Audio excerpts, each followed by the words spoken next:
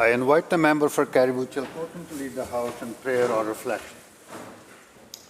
Thank you very much. As we commence proceedings today in this Assembly, we ask for divine guidance so that our words and deeds may bring to all people of this great province hope, prosperity, and a vision for the future. May the deliberations in this chamber be characterized by temperance, understanding, and a reason to the end, that we may better serve those who have made the members of this House guardians of and trustees for all of the citizens of British Columbia. Amen.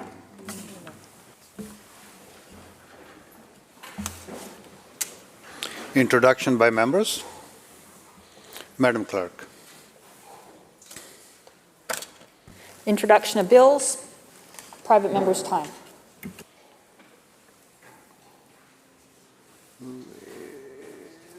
Let's see. Member for Chilliwack.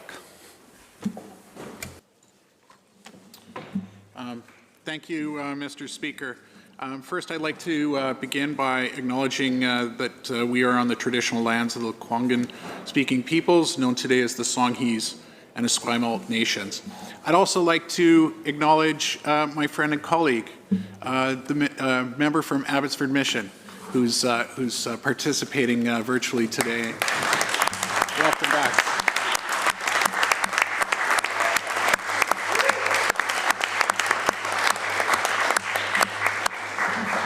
So good to see you. So, Mr. Speaker, employment is one important way that people with disabilities participate fully in their communities. But people with disabilities continue to face some of the highest rates of unemployment because they are often unable to find work due to discrimination, negative perceptions of their abilities, and a lack of workplace accommodations. There are over 926,000 British Columbians over the age of 15 that have a disability. People with disabilities represent an important employee talent pool that is largely untapped. The COVID-19 pandemic has showed us the types of workplace accommodations like flexible hours, modified workstations, and new technology that can be made available for employees to support their success. It's also shown us that people with disabilities are disproportionately impacted. A just economic recovery must include people with disabilities. As Parliamentary Secretary for Accessibility, it's my job to promote and encourage accessibility, but it's also a personal passion. I've used a wheelchair for 21 years now, and I know that building a barrier-free BC is in the best interests of all of us. I was lucky to have access to resources and be supported to retrain following my accident, and I'm thrilled to have had the opportunities that I've had, and I know how important it is that employers are inclusive. As we all know, We passed the Accessible British Columbia Act in June of this year. This legislation will help us identify, remove, and prevent barriers to accessibility in a range of areas, including employment. The development of this legislation was a result of collaboration and teamwork. It was drafted based on the principle of nothing about us without us, which, if you aren't familiar with, means that people with disabilities play a direct role in shaping the Act and will continue to play a role in developing future accessibility standards. One thing we heard from folks with disabilities is that government should lead the way, and the government is doing just that. Recently, I had the honor of speaking to a cohort in the Work Able program during their orientation week. Work Able is a 12-month paid internship opportunity for recent, within 3 years, post-secondary graduates who self-identify as having a disability. The program objectives include increasing capacity of hiring managers and mentors to support and coach employees with disabilities, gaining better understanding of available accommodation supports in the workplace, identifying clear pathways for hiring employees with disabilities, informing best practices for recruitment and retention for employees with disabilities, accessing an underutilized labor employee pool. The interns started in their respective ministries September 7th, 2021. They finished their internship August 31st, 2022. It's critical that we work to continue making our workplaces in government more accessible and inclusive, and the Work Able program is an important part of that goal. So I was excited to learn about the Work Able program and the opportunity it provides people with disabilities to gain experience working in the BC Public Service. Another program that the government rolled out was the Work Experience Opportunity Grant. The Work Experience Opportunities Grant program was focused on helping vulnerable British Columbians impacted by COVID-19.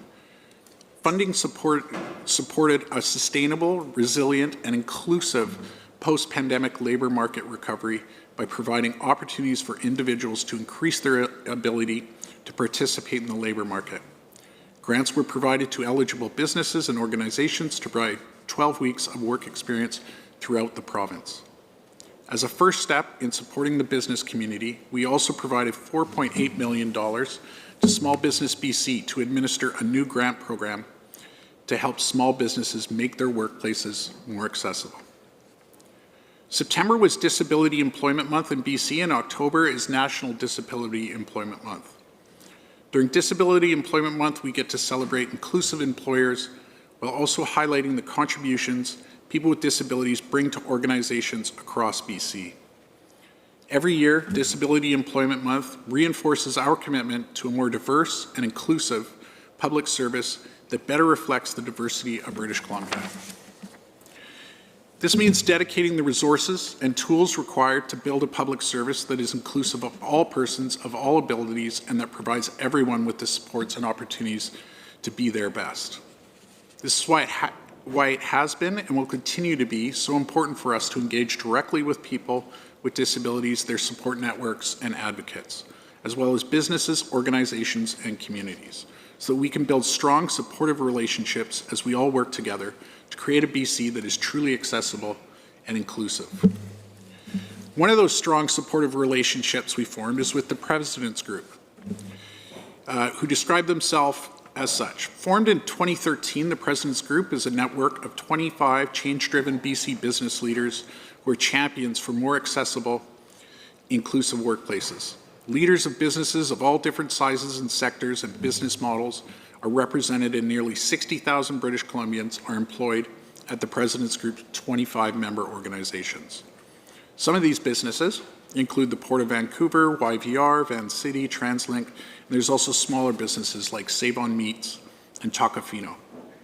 The group plays an advisory role to BC's Minister of Social Development and Poverty Reduction and meets quarterly to share best practices amongst one another.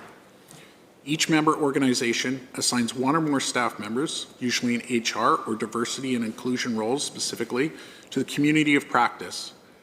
This quarterly meeting allows these internal champions to meet and dig into projects, resource development, and support for one another.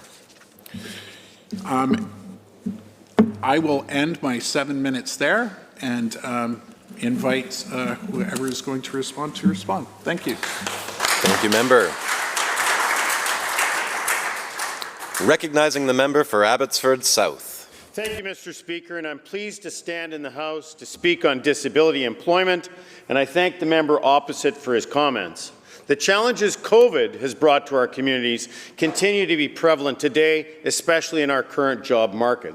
BC still has 15,000 fewer full-time jobs compared to pre-pandemic levels, and as businesses and workers continue to face the economic pressures of COVID, they are facing an increasingly unaffordable housing market, a lack of affordable and available childcare spaces, and many other social and economic challenges that are keeping them from fully entering the workforce. The situation is dire. But I'm proud to see many discussions taking place in this House throughout this legislative session on how to remove the barriers that are keeping British Columbians from seeking and finding employment. When we're discussing these obstacles, it is imperative that we discuss the additional barriers that a significant percentage of British Columbians face daily, and that is people living with a disability. British Columbians living with a disability represent a large percentage of our current potential workforce, Mr. Speaker. Close to 1,926,000 people in BC over the age of 15 live with some form of a disability. Nearly a quarter, 25% of our province's population. We truly cannot have a discussion about the issues keeping people from entering the workforce without discussing the physical, economic, and social barriers these British Columbians face on a daily basis. What's more, COVID has disproportionately impacted workers with disabilities and has created unprecedented challenges for many who are immunocompromised, have been cut off from their support networks, and are now struggling to access the supports they rely on in our stressed healthcare system. We have a duty as public servants to ensure we build a more accessible province for all, Mr. Speaker, and this includes the elimination of the physical and invisible barriers that currently exist in far too many workplaces.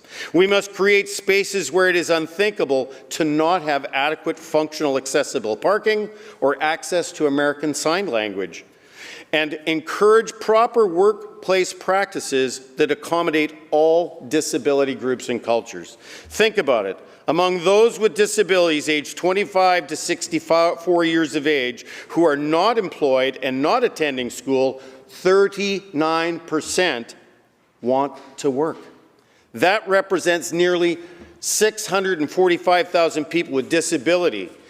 It's a talent pool that's hiding in plain sight, not because they're invisible, but because still today, many employers simply don't see them.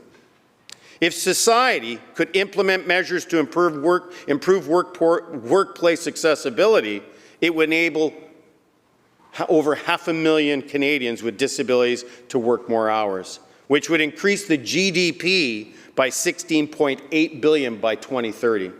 There are champions here in this House and outside. As mentioned, there are people like Tamara Vrooman at YVR and Robin Sylvester from the Port Metro Vancouver. I'm sure we can all point to someone in our community who gets it.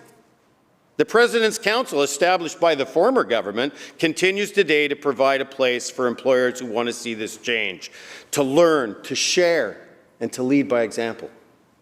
What I've learned from talking to constituents and members is that many young people with disabilities don't have access to the standard first job experiences to start building their resume. The question that employers at all levels need to be asking themselves is, are my hiring practices excluding people? Are the processes necessary, or do they keep out applicants with disabilities? Is there a feedback loop? Do we know who has been hired or who has not, and why? Do my job descriptions include a list of factors which are not essential to the job, like a driver's license, for instance? Unfortunately, many people still think hiring a person with a disability means hiring someone to do very simple jobs and tasks. It's simply untrue, Mr. Speaker.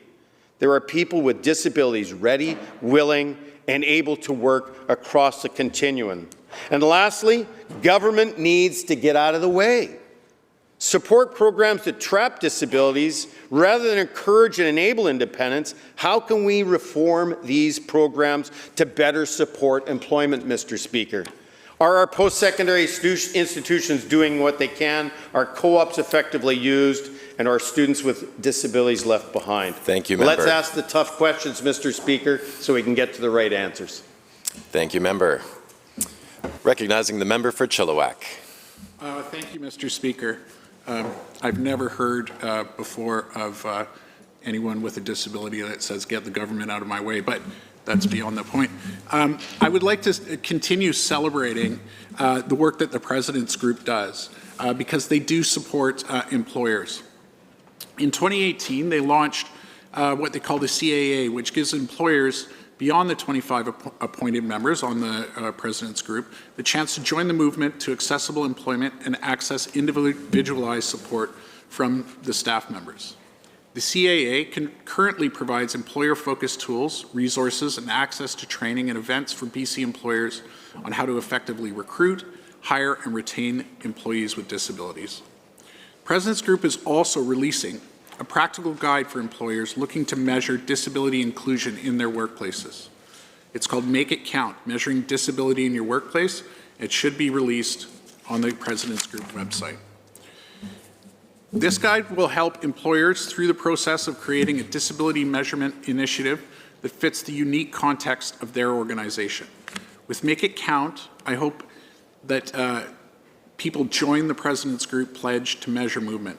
The Pledge to Measure initiative is a challenge for more businesses, from small to large, to step forward and commit to measure their progress in inclusive hiring. Our hope is that BC will be the province with the highest employment for people with disabilities in Canada by 2030. Every additional organization that takes part can add its numbers to the province-wide tally and help advocate for the full inclusion of people with disabilities. As you can see, Mr. Speaker, we have many initiatives that folks who are passionate about inclusion in the workplace are working on, but we still have a long way to go if we want to make British Columbia the most accessible province by 2030. Thank you, member.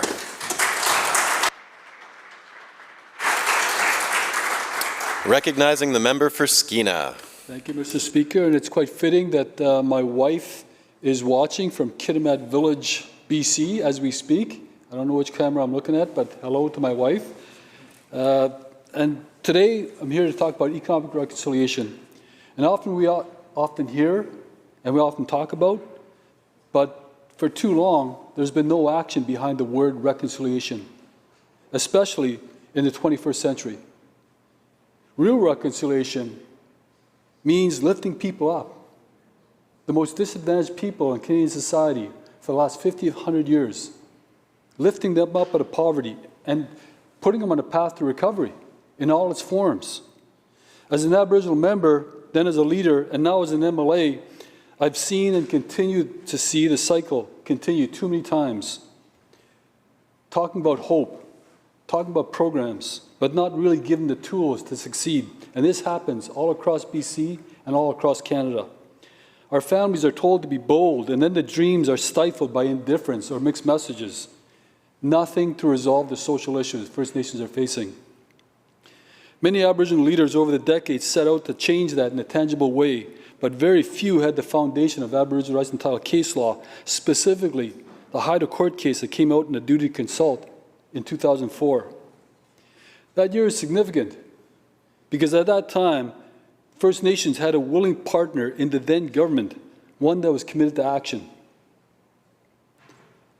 Ending in 2017, that government had signed over 450 agreements with First Nations, from revenue sharing to red environment protocols to just simply engagement protocols. But there was too many doubters from 2004 to 2017 when we set out on our journey of inclusion in the economy. It started out in 2006 when we signed our first ever forest and range agreement and then renewed it 5 years later. Our first step into the economy and our first step in developing a partnership with the then government of BC. But it was really LNG that put us on the road to success and independence, not only at the elected chief and council level, but where it really mattered, at the individual level for those that never had a real opportunity in life and were now exposed to the opportunity that a lot of Canadians had enjoyed before. But at the same time, there were protesters from afar who didn't like the idea and tried to stop us even before it began. Local politicians got into the act, attending rallies that vilified what we were trying to do, vilified democratically elected First Nations leaders, even signed anti-LNG declarations without even thinking of talking to the communities or even the people who were stuck in the cycle of poverty and the violence of poverty. Even when the outside politicians and organizations came into our communities to find discontent and played that out for their own agendas, knowing full well it would tear our communities apart, right down to the family dinner table, we persevered. We stuck with it. When we as leaders, First Nations leaders, got threatened and got called derogatory names like sellouts or apples, we stuck with it. We continued to battle the political agendas, the backlash, the misinformation with facts, but it was hard. It was difficult. It was one of the darkest times of our lives as First Nations leaders because the sensationalism, the politicians, the slick messaging, the TV spokespeople were more likely to be believed than our own leadership that were democratically elected and were expected to deliver the truth. Even though we did our best, it was hard to compete with the untruths. But we had a vision for reconciliation that meant our children wouldn't have to go through what we and previous generations experienced. We wanted to lift our band members both on reserve and off reserve out of poverty. And the way we were doing it was in partnership with industry and the then sitting government of British Columbia. And we did it. This is what nobody's acknowledging. We did it. The $40 billion LNG Canada was over a decade of work. And that is what delivered true reconciliation from First Nations, from Prince George to Kitimat to Down Channel to Kitkatla. But who benefited overall? It was BC. It was British Columbians. It was Canada. And more importantly, Asian markets who were looking for an alternative to oil and coal. And now it's all gone. All this initiative that we actually brought to the legislature was our band that brought LNG to the legislature and asked the BC government to support and implement the LNG industry. It wasn't the other way around. And now it's all gone. Of the 18 major LNG projects proposed to get clean BC LNG to markets where they are needed, LNG Canada is the only project still standing. Projects have left BC to build in the United States, or worse yet, propose to pipe BC LNG from Canada to USA to supplement USA's energy sector, including exports to Asia. The reconciliation we had envisioned was not just about First Nations. It was about so much more, based on our evolving knowledge of the economy as well as the world issues, including global warming. We all know that LNG can have a positive impact on the environment out in the world, but we also knew what it meant to build up neighboring towns and cities, Lower Mainland, what it meant to government revenues that paid for hospitals, schools, and roads, infrastructure, and services that BCers rely on no matter where you are. The cost of projects like Kitimat LNG failing is huge. Beyond the loss of jobs and capital, Canada and the world will suffer environmentally. Every year that we delay making LNG available for developing markets is another year that these growing markets remain reliant on GHG-intensive coal power. Energy that is polluting our air and driving us further from our global climate goals. Meanwhile, Niska's hydro-powered KSI Lisms LNG is settled to be at net zero within 3 years of startup. Cedar LNG, a proposal led by Haisel Nation, will offer one of the lowest carbon intensity LNG facilities in the world. We know that these projects can lift Aboriginal communities out of poverty and out of the cycles. We know that this is economic reconciliation can mean more dollars to support for our provincial economy, but we've got to get away from the talking, and we've got to do more walking, more action.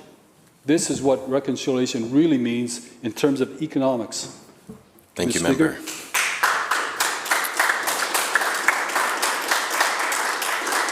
Recognizing the member for Parksville-Qualicum.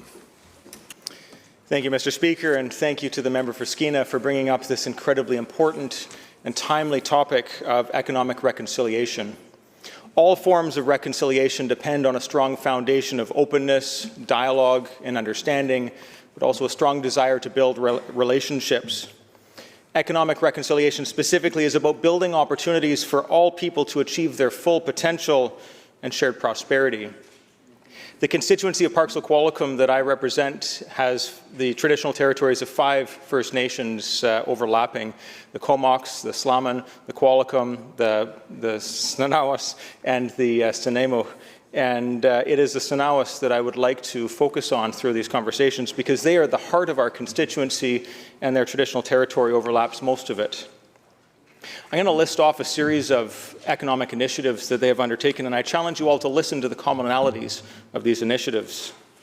They have a shellfish operation, a sustainable harvest on lands that they have developed and cared for thousands of years. A sustainable harvest that provides benefits to their community, but also the broader community as a whole. They have a new tree farm license. It's a first of its kind for this nation. It's a First Nations woodland license. And as the public engagement for this plan is being developed, if you review this plan, you will see a couple of notable features. First is their harvest levels are significantly lower than what you would normally see, providing for ecological and economic sustainability. But you'll also see 2 massive forests that have been preserved intact for nature, because the timber values for those forests are worth less than the cultural and ceremonial and medicinal values that their people will see today and for future generations in perpetuity. They have been granted some industrial land, and I say this generously because this land is not a turnkey operation, but as stewards of the land, they have been able to develop this into what will become a future industrial park. And as good stewards, they have already managed to develop their first anchor tenant, the Parksville and District's Chamber of Commerce, who will be using a portion of this land to build a fulfillment center so that small and medium-sized enterprises all across central Vancouver Island are able to access the last-mile logistics that they will offer. They have a childcare program on reserve that they're hoping to expand dramatically to support not just their community, but the broader community at large, providing traditional knowledge and language skills to bring us all closer together, which is something I know we all need to see. They have a market. And though 40,000 people drive by this market every day and may only see it as a fueling station and a restaurant, it is so much more than that. It is a gathering place for their community, and it is an opportunity for people to come together. They are working with the nearby district of Landsville to bring connections from the downtown to their market to try to bridge that divide between these people. They have a campground, and for those who have been fortunate enough to stay on this campground right on the beach, it is probably one of the most beautiful waterfront campgrounds on Vancouver Island. And they're expanding this as well to include some cultural amenities for people who come from around the world to experience who they are and why that's important. And these initiatives that I bring to the House today all have a commonality. They each bring prosperity to the nation, but also to the community. This is not just economic development, this is economic reconciliation. It's Indigenous-led, and it has led from their unemployment rate of 15 years ago, 45%, being reduced to 9.5%. I've heard from a member recently that you can't invest in your culture if you can't feed your families. And one of the most exciting developments that I've heard is the Salish Squalaqual, or Salish Sisters. This is a singing group that has not only beautiful music, but it's able to reach deep into your soul and move you in ways that I've never experienced in music before. And the stunning mural in downtown Landsville, painted by Grace Edwards, as a marker and a beacon to bring these two communities closer together.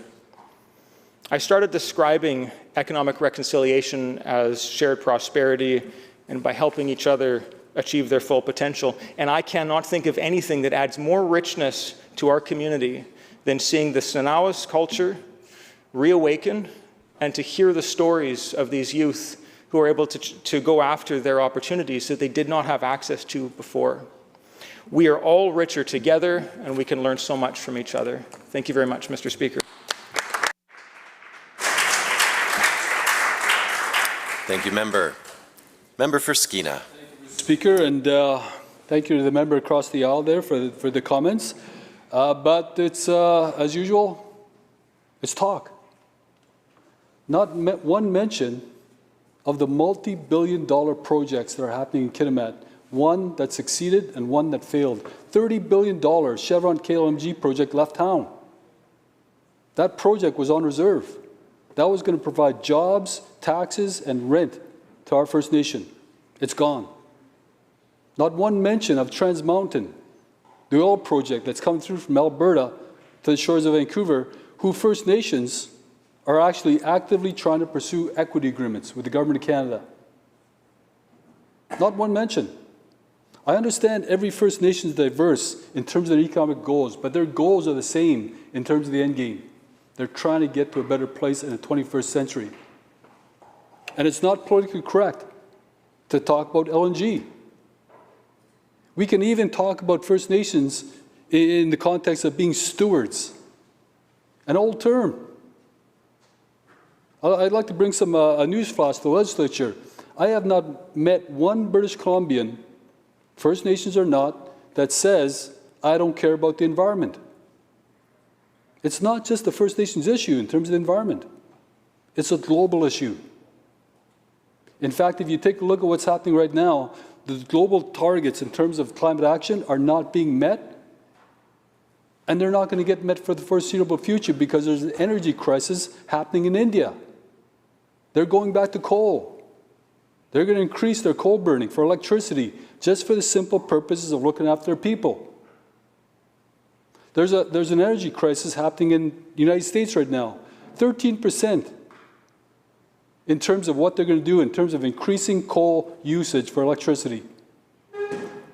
There's an energy crisis happening in Europe right now. And Europe is now at the mercy of those countries that have the energy that do not want to sell them the total amount of energy they need to get through the winter. Reconciliation is the foundation of so many things happening here in BC. It can uplift so many people, Aboriginals and non-Aboriginals alike, but there's a bigger picture here. We can't stay out of this game. It's called global warming. It's not called BC warming. It's not called Canada warming. It's called global warming. First Nations want to be a part of it. In fact, Eva Clayton, with her $55 billion LNG project, says the Nisga'a Nation had always been concerned about climate change and embraced the appeal of LNG as a replacement to coal and oil combustion in Asia. This is where the conversation has been with First Nations for the last 15 years.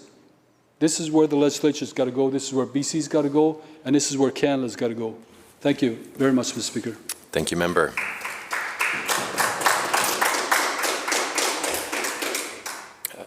I think she's going to stand, recognizing the member for Vancouver Hastings.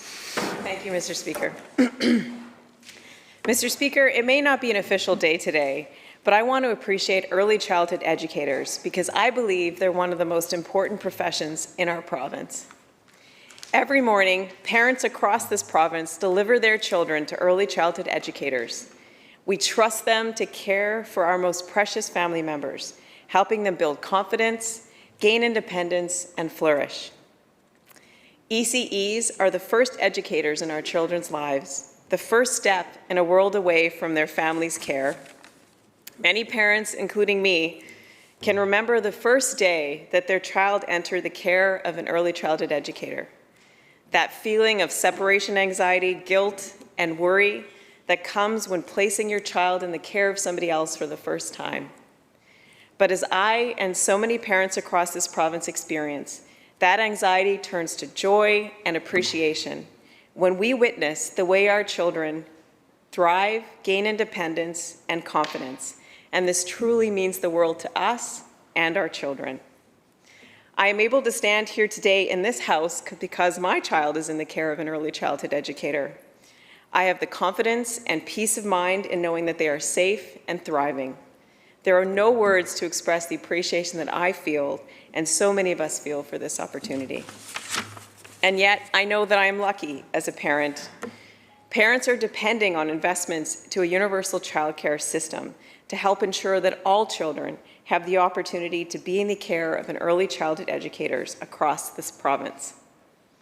They say that it takes a big heart to shape a little mind. These little minds are in such a precious state under 5 years old. 90% of brain development happens before a child enters kindergarten. Can you imagine that? A 2-year-old child has twice as many synapses in their brain as an adult. And this is to help them learn faster than any other time in their life. ECEs are trained specifically for this precious time in brain development, understanding how to make these children flourish, and they have an impact not only on that child or that family, but our entire society. My hands are up to the ECEs, as we can only imagine how many lives they will influence during their careers. ECEs are a professional workforce of mostly women. These women are deserving of government support that acknowledges their importance and lifts their wages. For too many decades, early childhood educators have been undervalued and underappreciated. Universal childcare that gives universal opportunities for children to flourish in the hands of a supported ECE workforce would benefit not only our children's lives, but our society greatly. Investing in these women as they do the important work and lift up our future. Childcare BC has invested $2.2 billion in a new social program, Universal Childcare for BC Families, building spaces, saving families money, and one of the key pillars is to support the early childhood educator workforce, training, operating, helping them operate, supporting them through legislative changes, and Budget 2021 includes investments to double the wage enhancement for ECEs, $4 an hour by the end of September 2021, which is a huge, huge thing for that workforce and well-deserved. There are 2 ECEs from my riding that I would like to focus on because I believe they exemplify what quality educators mean for children today with how much they do. Victoria Lynn is an early childhood educator at Kawasa Neighborhood House and a nominee for this year's ECBC Sue Fraser Student Award. Victoria started with Kawasa Daycare as a volunteer in high school. From the very beginning, she was committed, enthusiastic, and helpful. As she worked, she completed her education and received a Bachelor's of Early Childhood Care and Education this summer. Congratulations, Victoria. As we all know, the world quickly and unexpectedly changed dramatically in March 2020. Victoria did not hesitate to do what she could during this time. Over the next 10 months, she pitched in, working in all programs wherever she was needed. She very quickly and easily built trust, caring, and respectful connections with children of all ages and earned the respect and gratitude of families.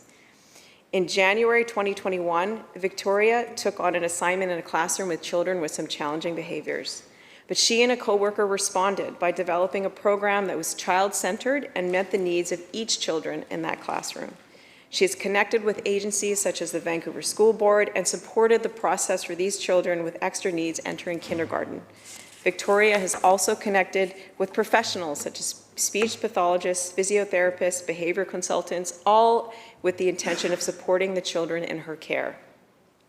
Every day, Victoria works together in partnership with parents, supporting them and learning to provide different types of support to their children. Victoria is clearly a very extremely capable, inspiring, and respected educator, and there is no doubt that her star will continue to rise. So congratulations, Victoria.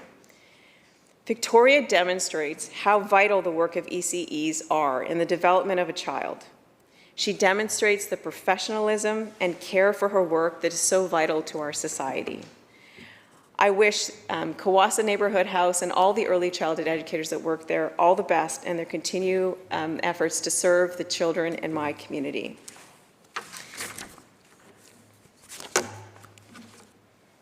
I think I'll go on to the next speaker at my next 3 minutes. Thank you. Thank you, Member.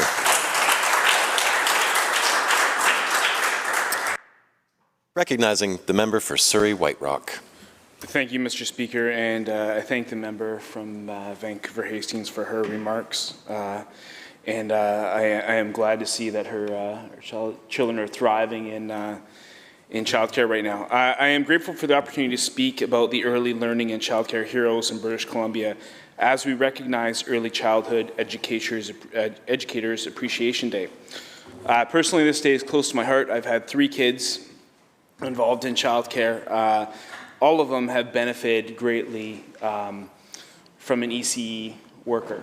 And that has been something, you know, as you leave for work and you trust your child into the care of another, it can be quite a challenging step, an adventurous step, and an emotional step. I remember leaving my daughter at her daycare, and you know, it was quite emotional for about a month. And it's hard to make that transition, but when you know that you're leaving them in good hands, that puts your mind at ease, and ultimately, you know your child will be beneficial. ECEs often do their incredible work in the background supporting parents and caregivers, but our communities are stronger because of the work they do with children and the impacts for years to come. The daily tasks of educators are more than just teaching new skills. They are also introducing mental well-being practices, encouraging teamwork, and so much more that the member spoke about. It is critical as legislators that we support access to affordable and quality childcare. Over the course of the 18 months, the pandemic has served to highlight how important access to childcare is for BC families. Statistics have not only shown how vital learning environments are for children, but more importantly, the economic impact for families who do not have access to childcare. As we know, women have been shown to be disproportionately affected by the pandemic. Part of that has been due to the lack of safe and affordable childcare options. BC is currently experiencing an ECE worker shortage, and in order to ensure women can re-enter the workforce, prioritizing investment in childcare is vital, and that has to include additional funding and training for ECE workers. A big part of the solution is to ensure more affordable additional spaces involves investing in ECE educators. We need to ensure that we are creating spots that are allowing our children to thrive. Earlier this year, speaking about current policy initiatives in BC, Emily Galick, the Executive Director of the Early Childhood Educators of British Columbia said, and I quote, "Right now the progress is so minimal it does not meet the needs of families or educators or as they try to recover from this pandemic." End quote. Now, we all understand the importance, we spoke about, of ECE workers, and many of them were encouraged to see the government put forward a $2 wage enhancement. Now, it is troubling that as we approach the Appreciation Day, that wage enhancement was expected to be delivered this past September. That's been delayed till March. So we all understand and we support and we speak with passion and truth about the great impact that ECE workers have on our own children in our own communities. But to overpromise and underdeliver is a disservice to those workers, and they deserve better. In closing, as we recognize Early Childhood Educators Appreciation Day, I'd like to thank all the dedicated people in British Columbia who are committed to the care and well-being of the youngest members of our society and pledge to continue advocating to ensure educators are receiving the resources they desperately need. Thank you. Thank you, Member. Member for Vancouver Hastings. Thank you, Mr. Speaker. I'd like to spend my remaining time to talk about other childhood educators in my riding. Frog Hollow is another childcare in my riding with 50 amazing early childhood educators. One of these is Sarah Krupik. Sarah Krupik has been with Frog Hollow for 13 years this coming December. She works at a satellite daycare coordinator and works with children directly and also manages a team of 9 other educators. She started as an early childhood educator working in the 3 to 5 age daycare program and went on to take her special needs education training and her infant and toddler education training, always seeking to improve and grow her skills. Over the years, her leadership, exceptional care, and education ethic moved her to the 3 to 5 program and team lead position. She is now working as a coordinator for a universal prototype site, delivering 10-a-day childcare for families in my riding. I remember the day that that childcare opened up and the tears of joy for those families, knowing that not only were they in the hands of great educators, but they were able to pay only $10 a day for that service, saving thousands a year. And I know that Sarah is passionate about early childhood education, and the love she has for everyone is evident every day that she shows up for work. She's been instrumental in guiding and supporting ECE workers through the field, through turbulent times. Every day, she brings a positive spirit, big heart, love, and care. We're also grateful for Sarah and her service in our riding, as she is a true testament to the integral work that early childhood educators play every day. It is a real privilege for me to stand here today and honor these women who quietly work every day delivering such important service for all of us and our children. I want to thank these women and all the early childhood educators in the province. Thank you for your professionalism and your commitment to our children, and your work is so vital for our future. Thank you, Mr. Speaker. Thank you, member. Recognizing the member for Caribou-Chilcotin. Thank you, Mr. Speaker. I wanted to take a quick moment also to welcome back the member from Abbotsford Mission. It's very nice to see her today. Very nice. Thank you, Mr. Speaker, and thank you for the opportunity to speak about a topic that is deeply relevant to the daily lives of my constituents, but also the province as a whole. It's no secret that this year BC experienced one of the worst wildfire seasons on record. Mr. Speaker, more than 1,600 fires burned nearly 8,700 square kilometres of land, destroying homes and barns, hectares of forests and rangeland, which displaced thousands of people.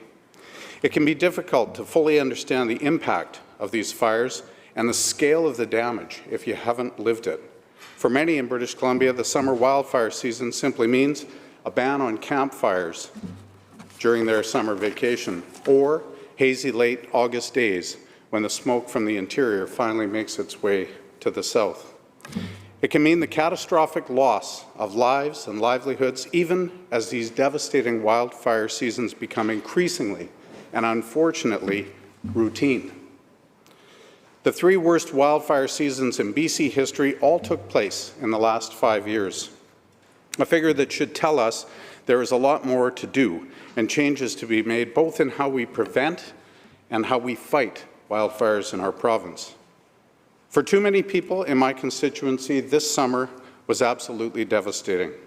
These fires have an immense cost to people, wildlife, and governments alike. Of course, there are obvious costs to replacing destroyed or damaged structures, whether that's homes, barns, fences, or man-made structures that were caught in the blaze, but there are also less obvious costs. There are the hidden consequences of evacuation alerts and orders. While certainly necessary for keeping people safe, evacuation alerts have a significant impact on the surrounding communities. For example, this summer there were dozens of businesses and tourism operators in the Caribou-Chilcotin that were impacted by decreased tourism as a result of the evacuation alerts. Despite the active fires being a significant distance away, these are businesses that were already struggling through the pandemic. They were depending, Mr. Speaker, on a busy summer season to get them through. Many soon found themselves in the frustrating situation of being far enough away from the fires that they didn't have to leave, but close enough that no patrons could come to them. As a result, many of these good businesses could be lost to this wildfire season, even though they did not come in contact with the flames. For neighborhoods that did have to evacuate, many families faced the theft of cherished possessions from their homes due to the lack of security. We talked a lot about this summer, people who were disobeying evacuation orders without stopping to think about what may prompt people to stay behind and risk their lives. It's hard to convince people to leave their homes when there is no offer of assurance for keeping their belongings safe from looters or their homes safe from flames. And what about environmental costs? For ranchers, a fire on their property means not only a risk to livestock in the short term, but it can also mean that grazing land or fields where feed is grown are destroyed, and it can take multiple years for burned land to be productive again, meaning that ranchers will not just be short on feed this year, but possibly for 2 or 3 years into the future. There's a ranching family in my community who are in this exact situation, and they now find themselves short 800 full-size round bales of hay, and that is for this season, Mr. Speaker. It's a significant need and something that will impact their operations for years and years to come. Destroyed forests also mean the loss of biodiversity. Whole ecosystems can be decimated, and growing pressures of climate change make recovery all the more difficult for the flora and fauna that call our forests home. Now, climate change is obviously a central part of the conversation around wildfires, and it's clear that we're seeing worsening fire seasons as a result of rising temperatures and more frequent droughts. This summer was a prime example of this, of course, as the heat dome and ongoing drought created a perfect storm for the explosion of active wildfires that we witnessed in late June and early July. We cannot just talk about the way climate change is impacting wildfires. We also need to talk about how more frequent and severe wildfires can in turn accelerate climate change. We know that forests are vital carbon sinks, accumulating and storing carbon, and therefore lowering the concentrations of CO2 in the atmosphere. But when our forests burn, that does not just mean the loss of these precious carbon sinks, it also means the release of vast amounts of carbon into the atmosphere. These emissions are not always accounted for in our conversations and strategies to address climate change, despite their significant environmental impacts. It's clearer than ever that we need to pursue new solutions and better ways to prepare for the fight against wildfires. We need to better utilize local and Indigenous knowledge, find ways of using all of the resources at our disposal, including private contractors, Mr. Speaker, many of whom were available but left on the sidelines this year, and continue to work to tackle climate change so that devastating wildfire seasons on the scale of this year do not become the norm. Thank you very much. Thank you, member. Recognizing the member for Boundary Similkameen. Thank you, Mr. Speaker, and thank you to the member from Caribou-Chilcotin. I'm proud to stand in alignment with most of what he presented. I'd like to reflect on just how far also we've come here in this chambers. Not too many election cycles ago, I think a statement titled BC Forests Carbon Sink would likely have raised eyebrows and have been generally uninformative to most members, and yet today I think most of us know what this discussion is about, and I think that's something that we all should be proud of. We had a sticker on the gas door of our minivan, our family minivan, that read, "Fueled by recycled dinosaurs." It was something that I had seen on an oversized and overlifted diesel pickup truck in Spokane some years ago, and given both the humor and the seriousness of the phrase, both applicable here today, I felt like we needed to have one ourselves. And I reflect on that sticker as we think about carbon in forests because it's insightful. Our so-called fossil fuels are created from not exactly recycled dinosaurs, but recycled bacteria, plankton, algae, trees, and other life forms from millions and indeed billions of years ago. Of course, fossil fuels are not renewable. Once they're gone, they're gone. And over the last 200 years, we've been taking what were massive carbon storage sinks, billions upon billions of organisms compressed and cooked into crude oil and coal and gases, and burning them to release that carbon back into the atmosphere. However, our boreal forests today mimic a part of that carbon cycle and sequester an enormous amount of carbon from our atmosphere. Quite literally, they create mass from thin air, converting atmospheric carbon dioxide into wood, as well as other plants and soil life. It's estimated that our BC forests contain 6 or 7 billion tons of carbon stored as forest biomass. That's a lot. This would imply a carbon sink, but of course, as the member phrased or said, it depends what happens to that forest. If it's ravaged by beetles and rots, or if it's burned by wildfires, or if it's turned into parking lots, much of that carbon is returned to the atmosphere. And thus, what has the potential to be a huge carbon storage for Canada, especially in the current context of enormous fires and beetle kills, can and is gradually shifting to a carbon source. To me, this is a shout from the rooftops kind of reminder that we need to be doing more to mitigate climate change, and we need to be doing more to help ensure our forests are managed with community value at the core of our decision-making. When I think of forests and their role in carbon, I think of 3 necessary ingredients for success. And given my family's propensity for road trips, I'll use a road trip analogy. First off, being road maps and trip planning, making sure we're heading in the right direction. Here, this means minimizing the contribution to climate change and our greenhouse gas emissions, and being sure we can do whatever we can to lessen the likelihood of future wildfire and beetle outbreaks. To me, this is the beautiful complexity wrapped up in the BC government's Clean BC program, a diverse set of tools to help us reduce our climate impact and make it easier for all British Columbians to do so. Second, the rules of the road. Do we know how to do the right thing? Making sure we do a good job of changing how we think of disasters so that we're not simply reactive, but we proactively take shared responsibility for reducing disaster risk. For this, I think of the massive energy dedicated to moving towards reworking the Emergency Program Act and the current shift in our government's approach from mainly reaction to disaster to a cross-ministry focus at mutually reducing the risks of disaster and our shared responsibilities to do so. And then finally, design of the vehicle itself. How are we managing our forests? Making sure we're stepping way back, recognizing that the context of forest management is vastly different now than it was in the past, and that as recommended by the Old Growth Review last year, we need a paradigm shift in how we make decisions in our forests, celebrating community value and making sure our forests work well for our rural and First Nations communities, recognizing that local values hold dear outcomes such as ecological health, professional and sustainable jobs, recreational opportunities, and more, not simply shareholder revenue.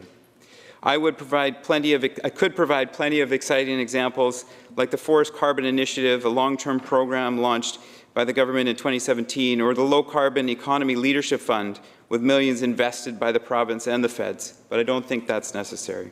I think more telling would be to echo a sentiment that I love and maybe use a little too much, framed by Desmond Tutu, to say at some point we have to stop pulling people out of the river and go upstream to find out why they're falling in.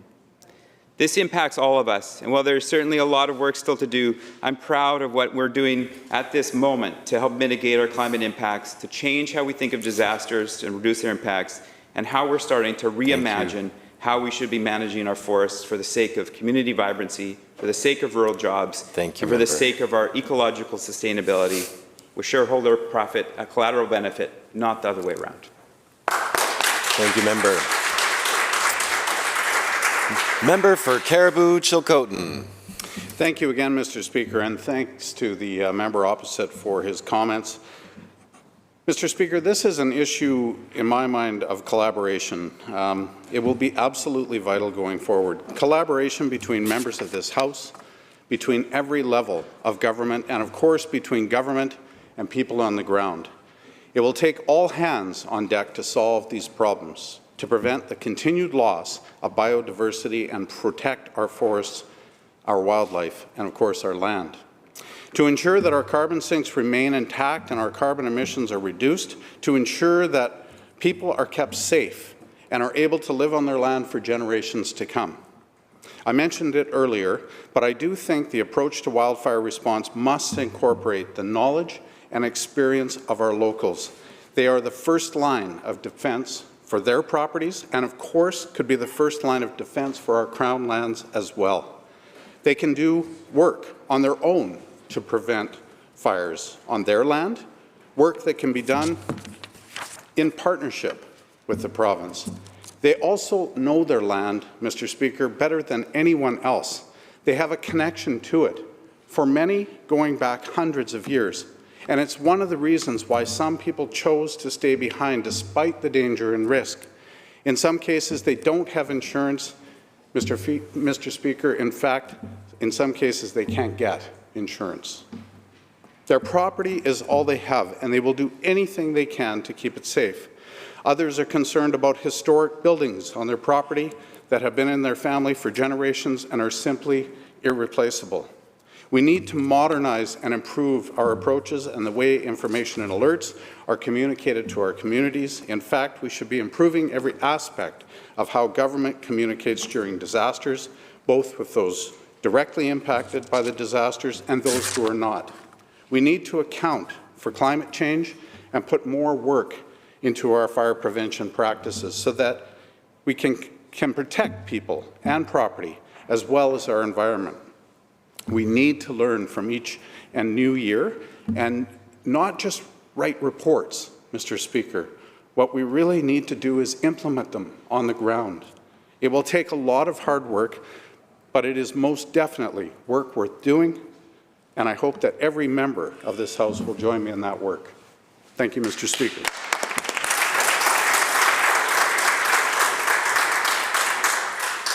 Thank you, Member. Acting Government House Leader. Motion number 16, standing in the name of the member for Vancouver Kensington. Members, unanimous consent of the House is required to proceed to motion 16 without disturbing the priorities of the motions preceding it on the order paper. If any member is opposed to the request for leave, please indicate now. Leave has been granted. I recognize the member for Vancouver Kensington. Thank you very much, Honourable Speaker. I'm very pleased to rise and move a motion in the House be it resolved that this House recognize the contributions made by women working in traditionally male-dominated industries now and throughout history, and support actions to remove barriers to equality in the workplace. Mr. Speaker, we know that the world in British Columbia needs science, and science needs women and girls. We know that women have led groundbreaking research into public health, vaccine, treatment, innovative technology, and been on the front lines of this global COVID-19 pandemic. And their responses as scientists, healthcare workers, and more have been critical. Yet we know, Mr. Speaker, that the gender and diversity inequality gap in science and technology holds women back. And we know that women, racialized people are underrepresented in these industries. Mr. Speaker, we're at a critical time in terms of, we know that the COVID-19 pandemic is poised to widen the existing gender disparities, yet we must act to ensure that we keep women in career pipelines in STEAM, science, technology, engineering, art, design, and mathematics. October is Women's History Month, and we're going to recognize the great contributions that women have made. It's critical we recognize these contributions in science. We must dismantle stereotypes, defeat discrimination, and really disrupt institutionalized misogyny and racism that are providing, that put up these barriers. We know that representation is important, and inclusion to ensure that space is made for all people to be heard.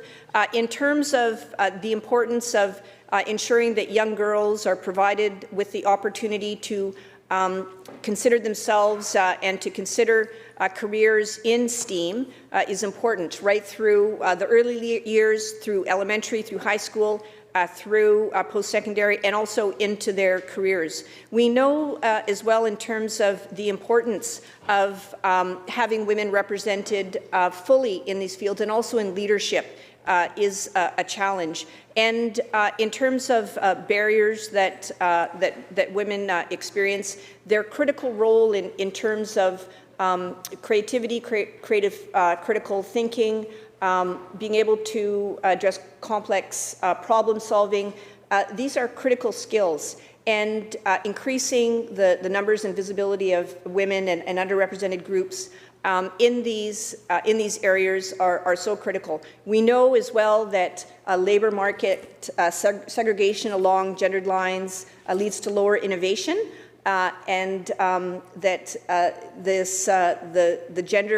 the lack of gender diversity also impacts the bottom line. So our government, Mr. Speaker, in terms of we recognize Women's History Month, our government is committed as well in terms of ensuring right across the board around, there's a critical role for government in terms of policy to ensure that there are equal opportunities. Through education programs, providing these opportunities. We heard an earlier statement in terms of providing support $10 a day childcare for early learning and care for children. That's critical. A commitment as well to providing opportunities right across the board and really proactively to support industries to be able to hire women in non-traditional roles. Community benefits agreements are one of those initiatives. And as well, we really need, Mr. Speaker, to address, to build on the great foundations and the history and the contributions of women throughout history to lay the foundation in terms of to move forward and ensure that barriers are removed and we can have full participation. We need, Mr. Speaker, when we navigate the future, and I think our province, certainly British Columbia, is poised to face the complex challenges, the questions of climate change, artificial intelligence, big data, certainly the challenges that are coming towards us, achieving equity in STEAM throughout this sector, throughout society, is critical and crucial, and it's in the best interests of society. So when we reflect on, and I'm looking forward to hearing the other remarks from my colleagues here in terms of marking October as Women's History Month, the dedication and commitment right across the aisle, moving forward to address systemic barriers and really disrupting institutionalized racism, really disrupting misogyny, that this benefits all of us and leads to a brighter future for all of us here in British Columbia. Thank you very much, Mr. Speaker.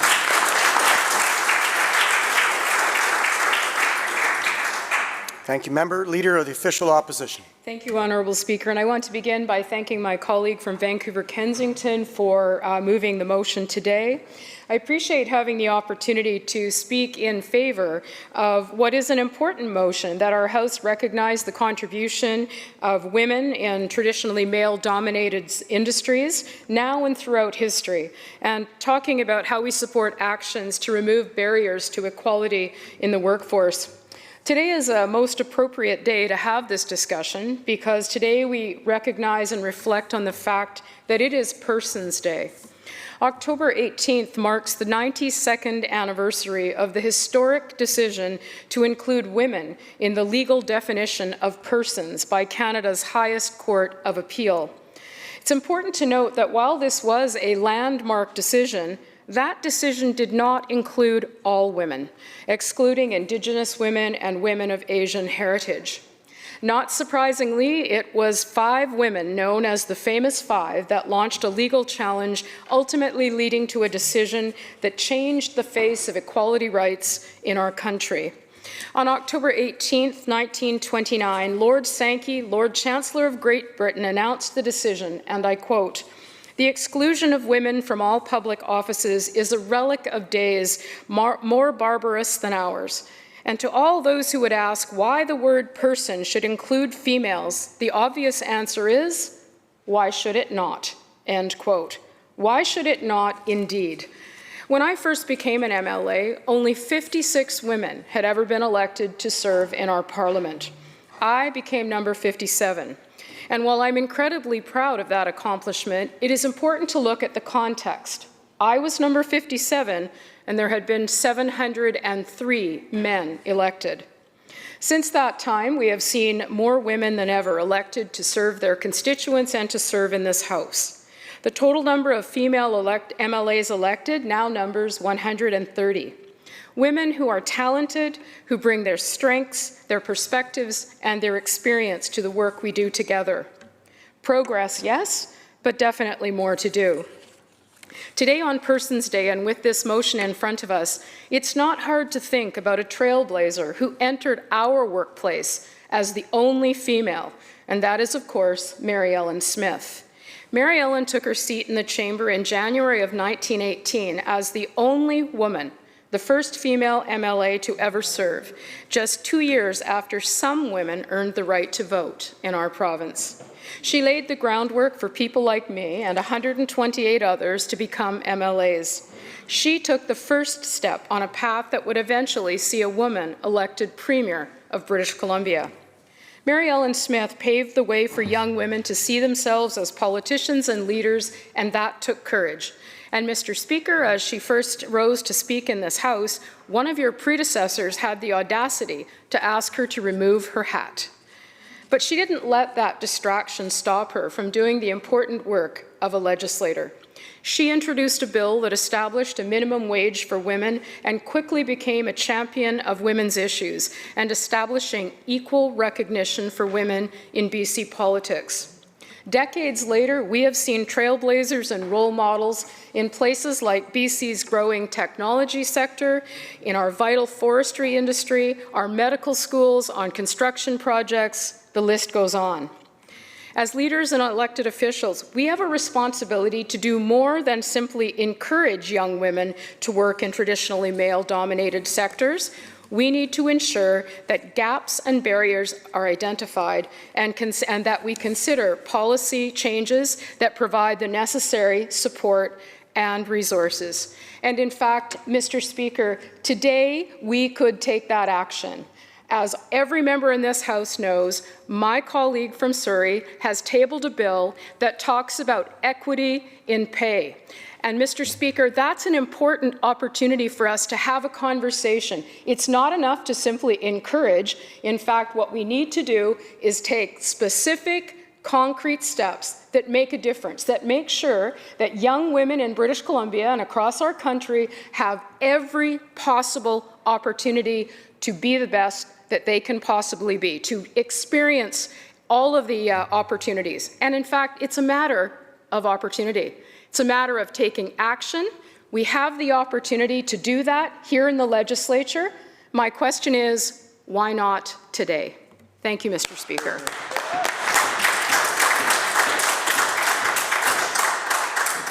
Thank you, member. Maple Ridge Mission.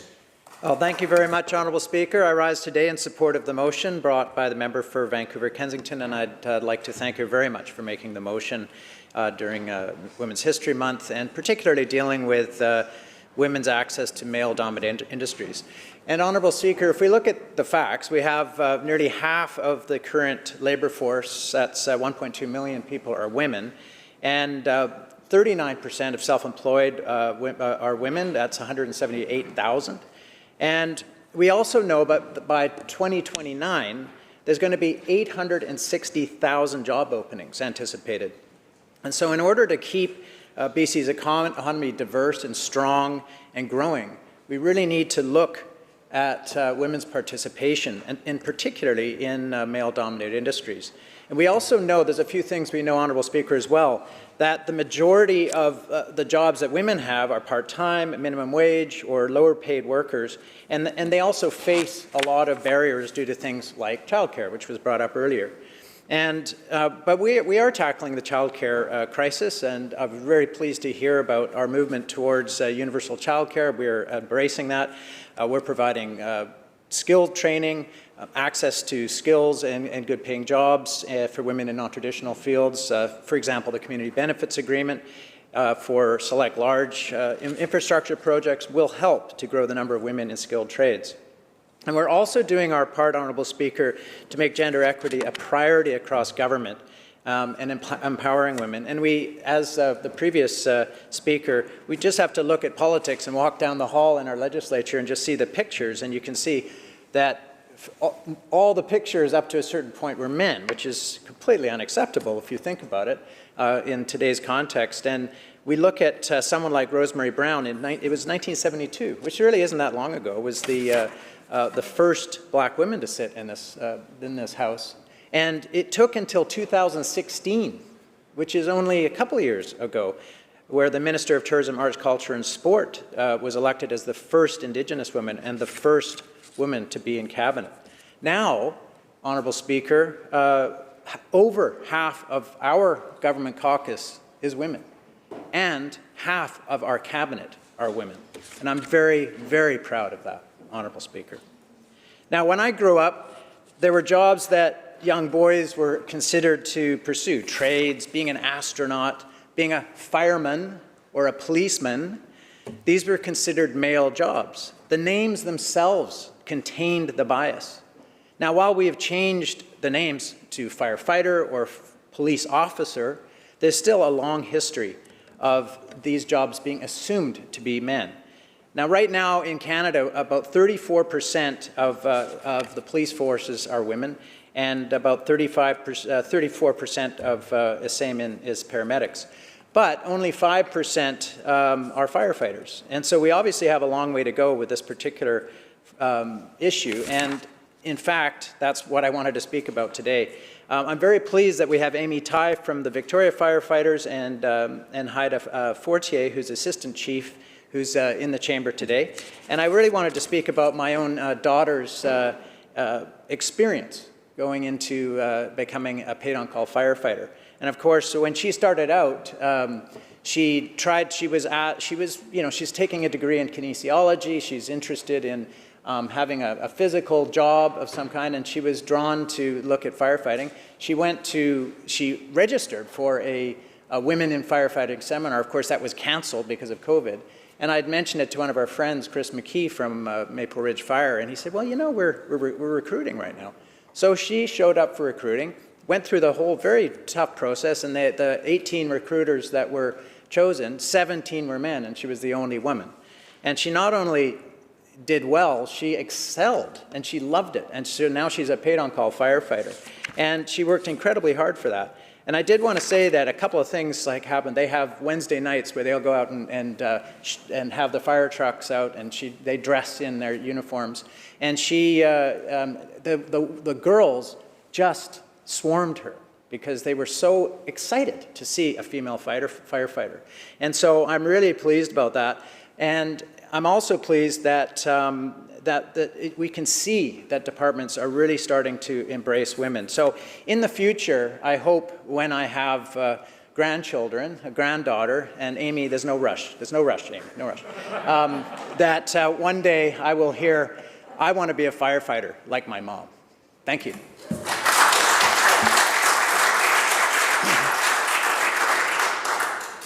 Thank you, Dad, and congratulations to Amy. Caribou North. Thank you very much, Honourable Speaker, for the opportunity to rise today to this very important motion. The university environment has undergone major changes over the past 5 decades, and we currently have gender parity in terms of student enrollment. But we don't see it in the ranks of the professorate, particularly at the level of full professor and senior administration. This is just one area of leadership where women continue to be underrepresented, and it's a major problem. To be among the world's innovation leaders, we must create, among other things, a talent bank of researchers and institutions that recognize and contribute to top quality research and development. In the process of knowledge creation, it is important to consider how research is understood and how research is prioritized. I recommend to members of this House to review the report, Strengthening Canada's Research Capacity, the Gender Dimension. It notes that, and I quote, "Besides educating millions of students, these researchers and innovators are working to address the major issues Canada faces in the 21st century, including climate change, demographic shifts, healthcare, social inequality, sustainable natural resource management, cultural survival, as well as the role Canada plays on the international stage. In the knowledge economy, a talent pool of Canada's top thinkers, researchers, and innovators is needed to help secure and build Canada's economic edge. The wider the pool is from which to draw, the more perspectives, experiences, and ideas will be brought into this creative process." End quote. And layer onto this the context of the global pandemic that we are currently living in, the incredible role that researchers and innovators are playing every single day. And on behalf of all of us in this House, we want to thank those researchers and innovators in British Columbia. Despite women having a majority representation among the enrolled students, they only represent 32.6% of faculty, and of that, only 14.8% are faculty in STEM disciplines. At the professorate ranks, the assistant, associate, and full professor, the traditionally tenured positions with research components, more women hold the assistant and associate professor positions than men. Men disproportionately hold the highest coveted positions of full professor. Women are also a minority representation within levels of senior academic administration, like vice president and associate vice president positions.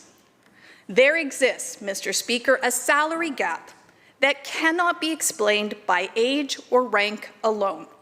Even at the full professor level, women at best make 95% of what men do. This impacts pension and lifetime earnings. Women researchers tend to be concentrated with certain disciplines, usually the ones that aren't financially prioritized by governments. When the government sets its research priorities, it may inadvertently disadvantage women because they are less represented in these fields. Acknowledging inequality and taking proactive steps to ensure equity are two different things.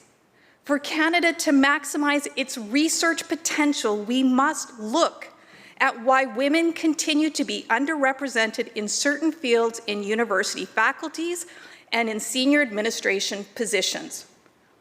Just as there are many challenges due to the dynamic nature of the social and institutional systems that women researchers encounter through their life course, so are there several opportunities for progress. 37 years ago, after Justice Abella released Equality in Employment, a Royal Commission report which emphasized the importance of the principle of equal pay for equal work, or work of equal value, and earnings and salary gap remains. The panel concluded that this persistent disparity impedes the progress of women in university research because it indicates that women researchers are not valued equally to men. It is not right in a post-secondary setting, and it's not right in society at large. To all members of the House, my colleague has a very important bill, a private member bill that she has tabled, and I implore the House to please consider and call this very important bill.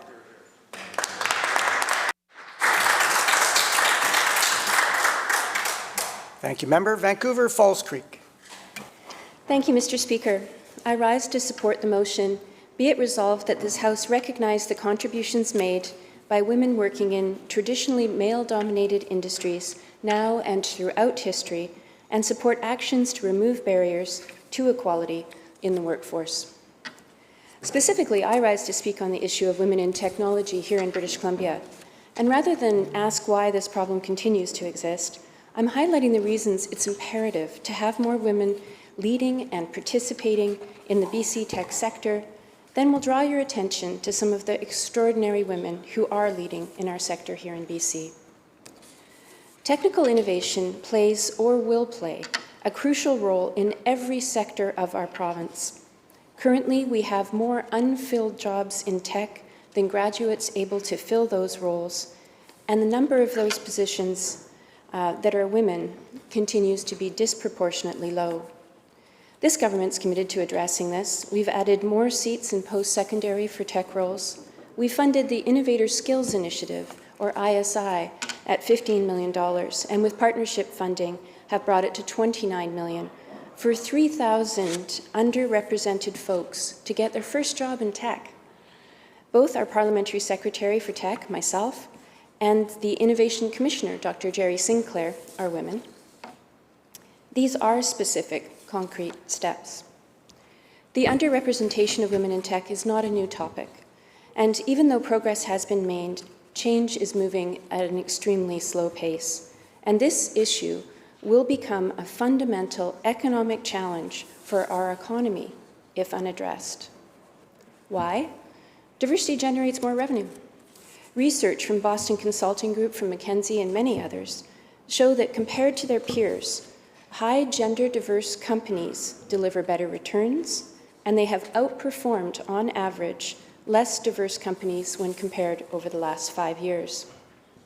Also, by nature, interacting with a diverse team forces individuals to prepare better and anticipate alternative viewpoints. Further, what kind of tech do female minds create that male minds might not? More worrisome, and something that I've highlighted in this House before, not having women and people of color, folks with diverse abilities, at the table has led to tech that is not designed for them, for us. By celebrating female tech leaders, we encourage more girls to pursue their interests and careers in tech, thus increasing access to talent and innovation.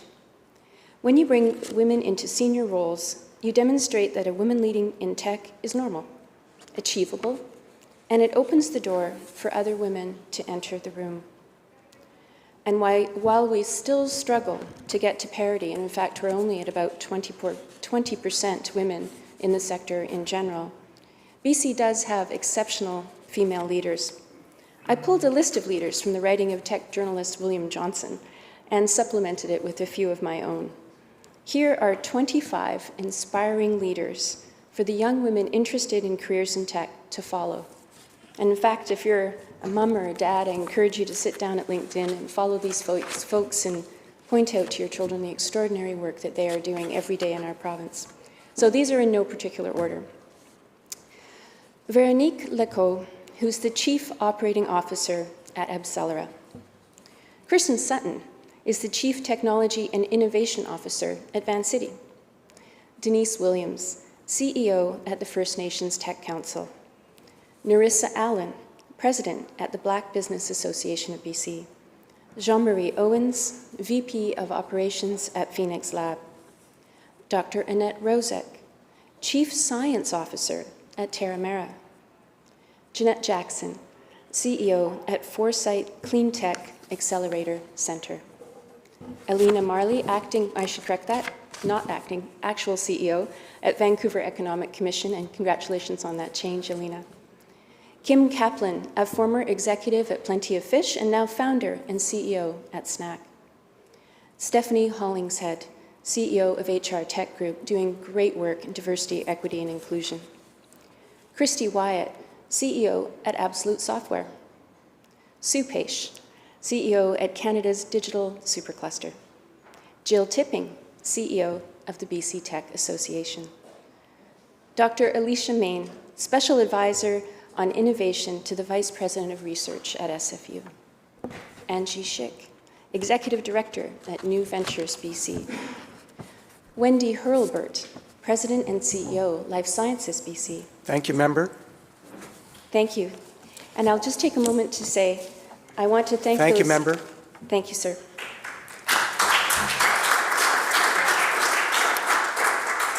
West Vancouver Capilano. Thank you, Mr. Speaker. I rise today to speak in favor of this motion and about a few of the women that I am proud to know who have built careers in non-traditional fields and of the barriers they faced and they continue to face today. Innovative technologies in concrete is not a traditional place to find women. Yet Carrie Ewers has built the company her father founded, Creighton International, into a global leader in technology and innovation in sustainable concrete construction. Barack Obama probably described her company best in a July 2009 speech on new technologies when he spoke of it and said, quote, "New concrete materials that last longer and are waterproof from the inside out, and that can mean that bridges and roads and buildings can last 20 or 30 years longer than using conventional concrete," unquote. So Creighton's become a global leader under Carrie, and products have been included in local infrastructure like the Vancouver Convention Centre and historic builds like the construction of One World Trade Centre. Now, the tech sector in BC employs more workers than oil, gas, mining, and forestry combined, yet less than 5% of CEOs in tech in Canada are women. Laurie Schultz, a transformational CEO who built a risk management software company and built it into a BC success story, is among them. In 2011, she took over as CEO of a tech company whose sales had flatlined. Laurie's innovation led that company to be recognized as one of Canada's top employers, most admired cultures, and best managed companies. In 2021, she sold that business, Galvanize, for $1 billion US, making it the first BC and Canadian unicorn led by a female.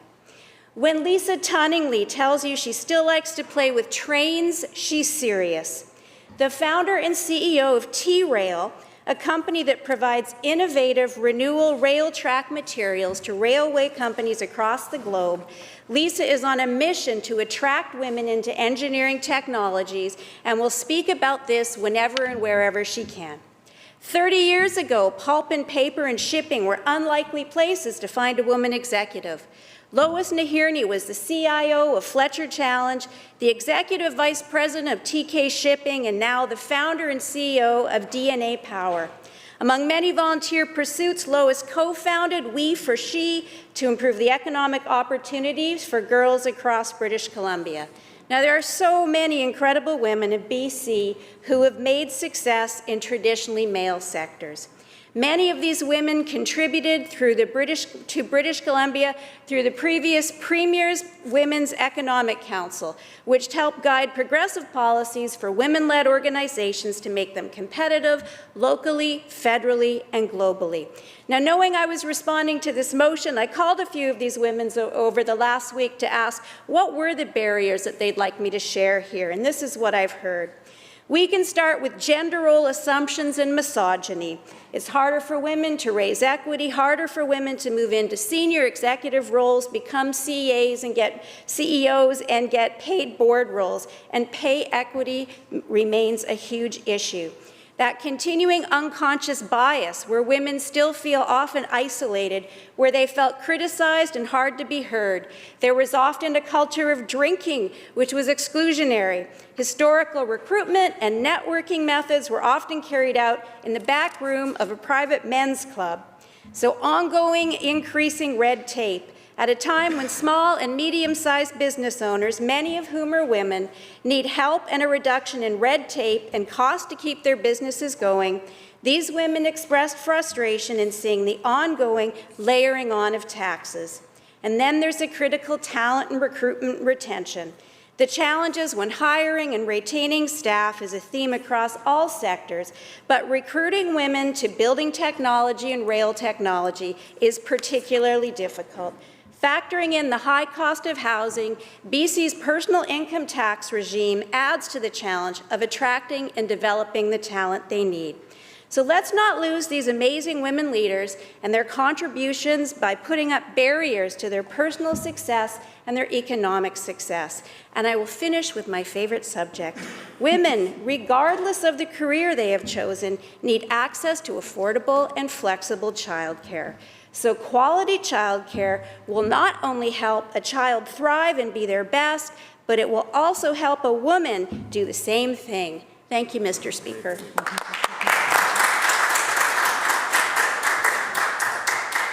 Thank you, Member. Member for Langley. Thank you, Mr. Speaker. And speaking about male-dominated industries, I can't think of a single industry that is more stereotypically male-dominated than the construction industry and the trades in British Columbia and in Canada. And the tradeswomen that I know, the tradeswomen throughout BC right now working on construction sites are some of the strongest, most resilient women that have overcome more barriers than about anyone else that I know. And, you know, it's important that we address this, Mr. Speaker, not just for the moral reasons, but frankly, economically. We're facing a real skills crisis in this country. 73,000 job openings are going to occur in the skilled trades over the next 10 years, 55,800 in the construction trades. And women currently make up less than 5% of tradespeople. Less than 5%. They make up 10.5% of apprentices, and that number is growing. But there's a retention problem there once women get through their apprenticeships. And, you know, and when you speak to tradeswomen, it's not hard to understand the issues, the adversity, and the barriers that they face. Women have to be 10 times as good as men on construction sites to be taken as credible. And I've been told that time and time again by tradeswomen. They invest years to make sure that, you know, the men around them understand that they know what they're talking about, that they're experts in their field, and that they're respected. And yet still, women journey people will have new people coming onto site, customers, you know, journey people from different trades going to speak to their apprentices instead of going to speak to them as the journey people and as the experts on the issues. You know, and that creates a real mobility issue where you find tradeswomen foregoing career opportunities because they spend so much time building up that credibility that they don't want to go and start again. And these are real barriers that we need to surmount. And that's not even talking about the issue of bathrooms and the countless stories I've heard from tradeswomen about having to change a tampon in a porta potty used by 200 men that might be cleaned once a week. And, you know, we wonder how come more women aren't attracted into the trades? And these are all issues that we need to address and that we are addressing. But I want to take a moment and talk about some of these tradeswomen and share their stories, because they're about the most remarkable group of women that I've ever met. There's Sandra Brynjolson, who in the late 90s, living in the West End, was in her mid-30s and decided she wanted to embark on a different career. She took a foundations electrical course at BCIT. She dallied with the idea of being a police officer, decided on electrical work. But, she ended up as a foreperson for her contractor and also working with the police, helping them identify electrical diversions for grow-ops. So here she was initially thinking she wanted to be a police officer, and she ended up still doing that type of work through the trade. So there's many different routes you can take. There's Ashley Duncan, a Red Seal insulator, who currently now is working at JFJV Fluor at LNG Canada as the coordinator for diversity, equity, and inclusivity. And I can't say enough good things about Ashley and the role and mentorship she's playing for women, on a project that I'm very proud of, LNG Canada, because our government helped land that investment and helped secure the investment decision. And, in 2019, we joined with LNG Canada in launching Your Place, a program that is removing barriers for women in the industry. There's my friend Chelsea French, a four-person mechanic that is leading the way, mentoring a group of 20 mechanics, including apprentices, and my friend Raven Hillenbrand, a tradeswoman from the Gitsala Nation who came down to the Lower Mainland, signed up for a Women in Trades course at UA-PIC, the UA Local 170's plumbing school, and UA-PIC provided childcare and transportation. So she was able to do the work to get her craft, and now she is a Red Seal plumber, a Class B gas fitter, and she's apprenticing her son, which is just phenomenal. And I don't think it's a mistake that all of these women are now in mentorship roles. And what I take to heart from that, Mr. Speaker, is that the next generation of women aren't going to face, they may face the same barriers, but it won't be so lonely. There are more women that they can turn to in the trades as mentors, and there's more work that we have to do as a government and also as a legislature and as a society to help remove those barriers. So thank you very much, Mr. Speaker.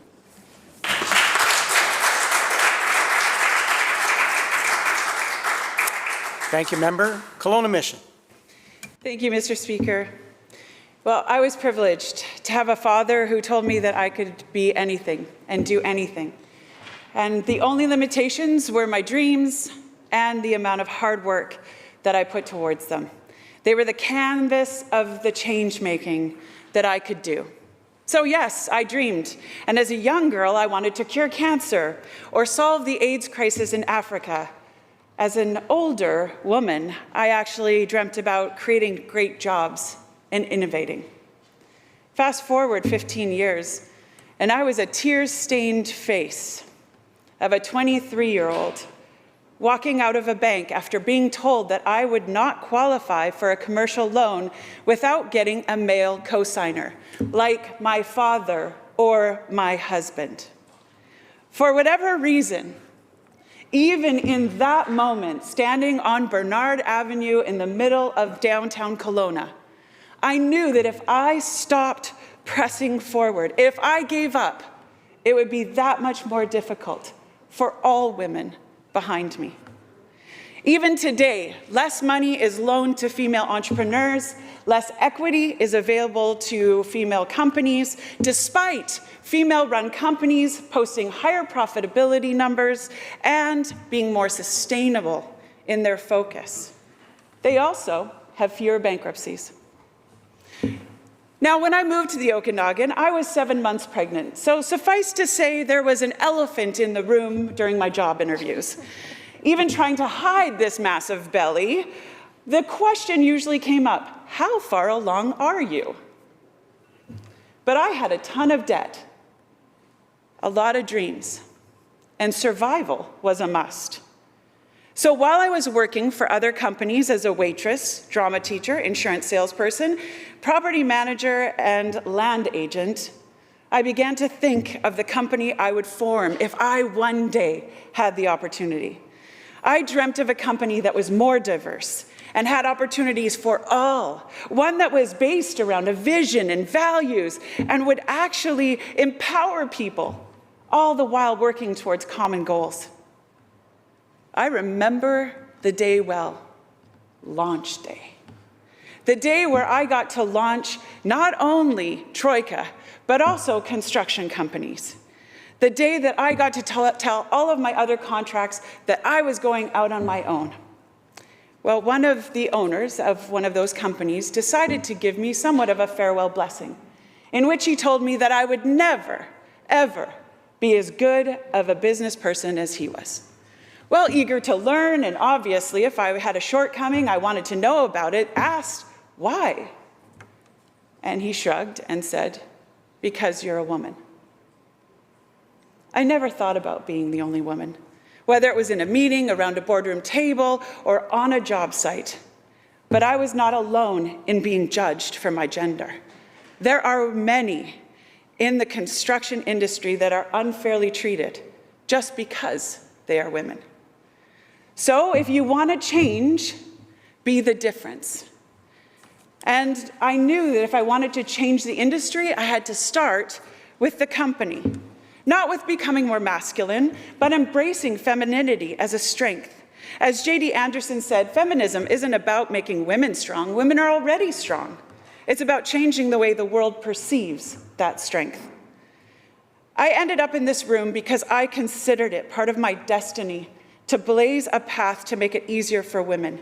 I wanted to make sure that I was pushing the envelope forward, clearing the way for others, and championing those that deserved and needed opportunity. To use my strength to make space for other women like me, trying to make their way in male-dominated industries. To use opportunities to fuel their opportunities. Maya Angelou has a great quote. Each time a woman stands up for herself, without knowing it, possibly without claiming it, she stands up for all women.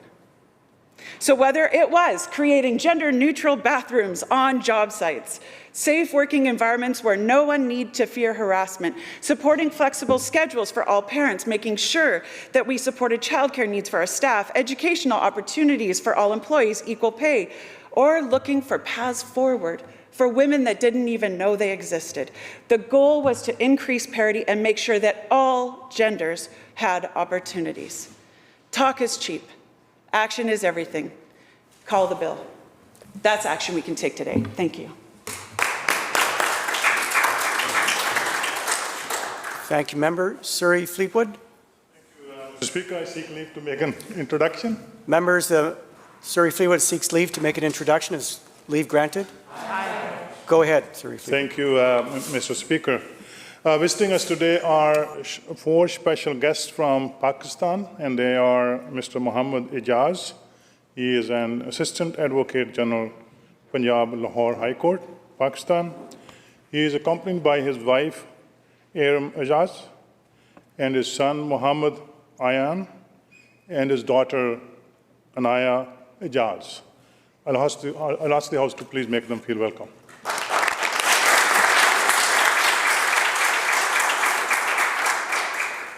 Burnaby North.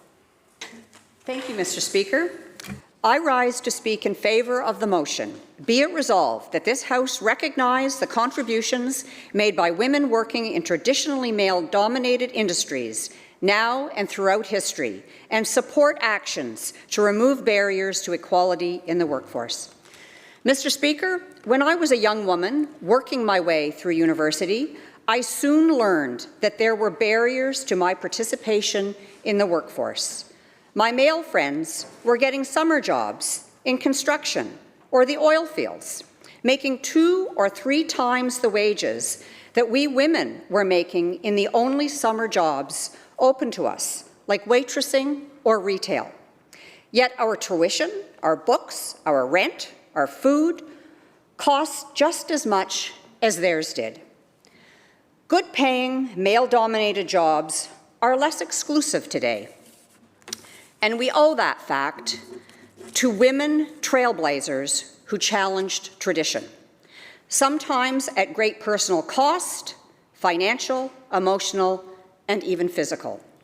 I want to tell you the story of one such woman.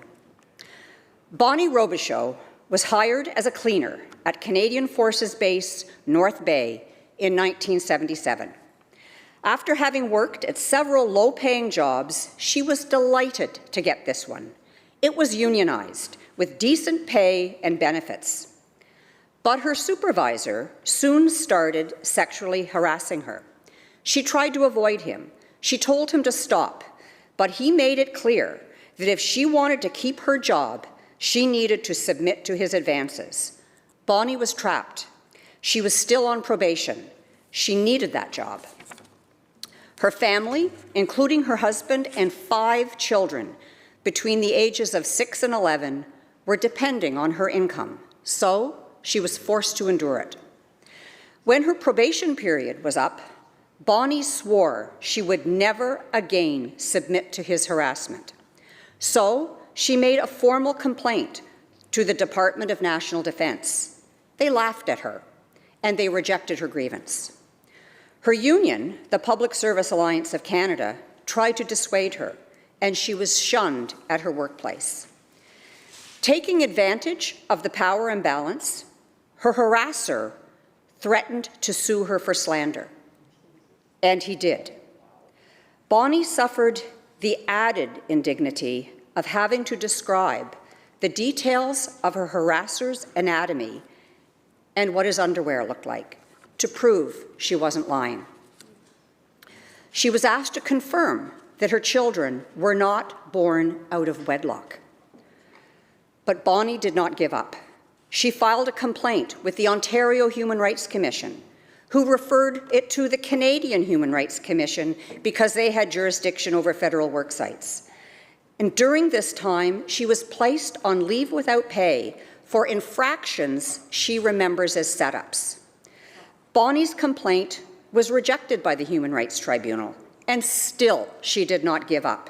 She appealed the decision to a review tribunal, and then to the Federal Court of Appeal, and finally to the Supreme Court of Canada. And her employer fought her every step of the way. Bonnie was very much alone when she began her long battle for justice, except for the encouragement of her family. But throughout the 10 years it took her to get to the Supreme Court, support began to grow. She created a newsletter. She spoke at Public Service Alliance women's conferences. She was championed by the women's committees that were emerging all over the country in her union. And women mobilized to pressure her union, their union, to take on her fight.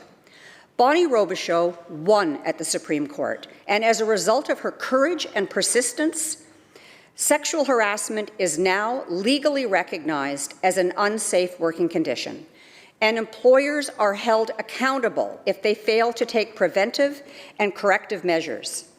It is because of Bonnie Robichaud that workplaces like this one, the BC Legislature, a workplace one might be justified in calling a traditionally male-dominated industry, has implemented a respectful workplace policy and procedure.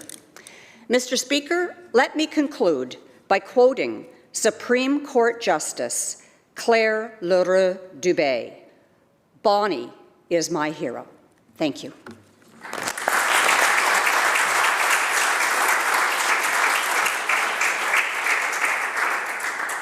Thank you, Member. Surrey South.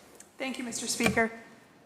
I take my place today to speak on the motion, be it resolved that this House recognize the contributions made by women working in traditionally male-dominated industries now and throughout history, and support actions to remove barriers to equality in the workplace.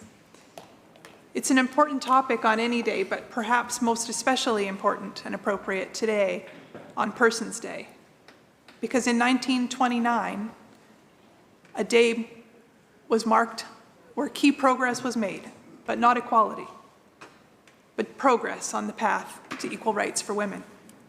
Women and girls represent half the world's population, actually a little more than half, and therefore a little more than half of the world's potential. Unfortunately, though, gender equality is still something we're striving for. We haven't achieved it, and especially that's so in fields like science, math, engineering, and more traditionally male-dominated industries. I'm pleased to remember that, like the member for Kelowna Mission, my father instilled in me girls could do anything. In fact, he encouraged me to follow in a non-traditional career path. He encouraged tugboat captain or air traffic controller or engineer. I ended up in politician, which I don't think was on his list, but probably still counts. And I know many other women who are blazing trails. Eleanor Sturco with the Surrey RCMP, Shelley Morris, the Assistant Fire Chief for Surrey, my friend Shar Calder, who's a commercial airline pilot, Courtney Croson, who's an engineer with Hydro, Lisa Langevin, who's an electrician now working with the ITA to increase the number of women in trades. And new firsts are still happening, Mr. Speaker. This past weekend, the first all-female officiating team worked a BCHL game between the South Surrey Eagles and the Langley Rivermen. Yet from vaccine development to frontline care, women this past year have not only significantly contributed to their communities, they've changed the face of science. It's with their example that we look to changing the face of industries in our province to reflect a more equal society. However, the pandemic has also served to highlight the gender gaps that still exist. Not only did the pandemic highlight industries where women are less likely to be found in the workplace, women were also disproportionately impacted by job losses and the economic turndown. As we look towards economic recovery, women need to play a key role, and it's important that ensuring equal pay is a part of that, because until the gender pay gap is closed, our true equity in our economy and in our communities can't be achieved. I've introduced the equal pay legislation 4 times in this House, but the Premier and his government refused to bring it for debate. Last fall, during the snap election, the Premier pledged to finally take action on equal pay. A full year later, government-sponsored legislation is nowhere to be seen. Perhaps it was just a political stunt. Legislation I tabled would require businesses of a prescribed size to report out on the pay gap they have between male and female employees. It's a change to previous versions of the bill because government refused to call those on disagreement that the threshold with which businesses would become subject to the Act was there. So with no more excuses, Mr. Speaker, and a seemingly light legislative agenda ahead of us this fall session, I look forward to the government calling the bill for debate today. While work needs to be done across all sectors in British Columbia to ensure inclusive workplaces, I believe that this work should begin here in the Legislature by taking action, not just recognizing the changes that need to be made. The government must move beyond merely acknowledging that there's a problem and take some real steps towards achieving greater equality and opportunity, because, Mr. Speaker, in 2021, it's long overdue.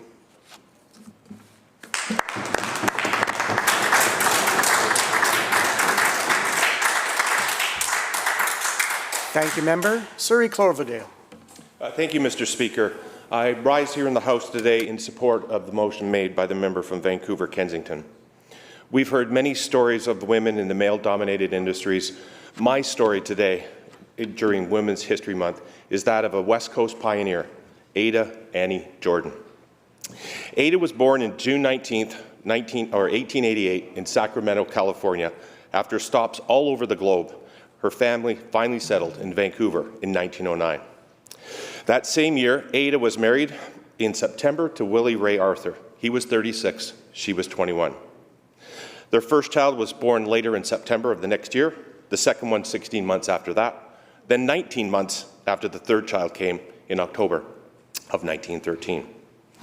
Early in the 1900s in Vancouver's Chinatown was known for their opium dens. Unfortunately, Willie was attracted to those opium dens and soon found himself not wanting to go to work. Willie's doctor told Ada that his drinking and his drugs are endangering his life. The doctor also said, "Willie, you must remove yourself from all temptation." Ada decided to move from Vancouver to a remote piece of wilderness on the west coast of Vancouver Island, north of Tofino, called Boat Basin. In 1915, they packed up their 3 children and everything they had to make this journey. On June 9th of 1915, Ada and Willie put an application to preempt land in Boat Basin. The maximum area for preemption was 160 acres, and the land had to be used for agricultural purposes. ALR uses before the ALR was ever established. Interesting. The odds of altering lands like this into a garden were dismal. But this is where the strength and fortitude Ada begins to change the landscape, literally. Imagine, if you will, using whipsaws to clear a 5-acre piece of land so you can start your gardens in a rainforest. Imagine the ingenuity Ada would have to come up with to provide earnings and food for her family to survive. Imagine those next 16 years where Ada would give birth to 8 more children, and unfortunately 3 would not survive. This is the point in time that people started recognizing Ada with the legendary name. For the first 8 years in Boat Basin, Ada was working the lands while Willie tended to the children. Ada cleared these 5 acres, stumps and all, and was soon producing fruit and vegetables. She was raising chickens, goats, pigs, rabbits, guinea pigs for a hospital in Vancouver. When she first arrived, she had visions of a plant and bulb nursery. Ada had begun growing dahlias, roses, and a host of bulbs and tubers. She opened up a general store and a post office. These 3 enterprises were essential in helping transform this stump farm into a very original working garden. And I'll take a step back with regards to Ada and her legendary name. As you can imagine, with livestock such as chickens and goats and pigs on the property, there are predators that are looking for a free meal. Cougars were plenty on the west coast of Vancouver Island. What I failed to mention at the beginning was Ada was an excellent shot, and having good aim with a shotgun was necessary to keep the cougars from killing her stock. Often Ada would take the cougar pelts to the local market for sale, and it was at that time Ada now became Cougar Annie. There have been all kinds of stories about the numbers of cougars that she had dispatched while protecting her farm interests. Unfortunately, July of 1936, Willie had died, and his death certificate indicated an accidental drowning. Willie was buried at Cougar Annie's gardens near the back gate, not far from the graves of 3 of Cougar Annie's infant children. Cougar Annie would go on to outlive 3 other husbands. Husband number 2 was where the legend of Cougar Annie becomes somewhat mythical. The records indicate that his death was accidental, and the cause was described as he was cleaning his rifle. Some will say that that's physically impossible. Nevertheless, as time passes, the truth will slowly fade away. As her eyesight faded, her marksmanship faded as well. She made 2 trips to Vancouver for cataract surgery. It was during these 2 trips that I had the opportunity to meet her. The first time was when I was in high school, and she looked at my hands and commented I didn't have the hands of somebody that worked hard. The second time when I met her, I was in college, and she was truly appreciative of the fact that I was getting an education that would better my life. I know I didn't mention it earlier, but Cougar Annie was my great-grandmother. As a 5-year-old, I remember lying in bed at my grandmother's house, looking up at the attic ceiling, seeing one of those cougars mounted with big glass eyes and a mouth wide open showing its fangs. How I ever slept is still a mystery to me. Today, the homes, the post office, the various sheds and garden structures are weathered from rains and the winds of the West Coast. Peter Buckland bought the land from Cougar Annie in 1981. In exchange, he would care for her in her final years. Peter has preserved these gardens with great pride. The gardens of Cougar Annie will hopefully continue on forever. Last month, my partner and I toured the gardens with Peter, and we learned a few more things about my great-grandmother, and so did he. If you go to boatbasin.org, you'll see a society has been formed to help protect and maintain the gardens that my great-grandmother, Ada Annie, began 106 years ago. And today, I proudly stand in the house and share my story of my great-grandmother.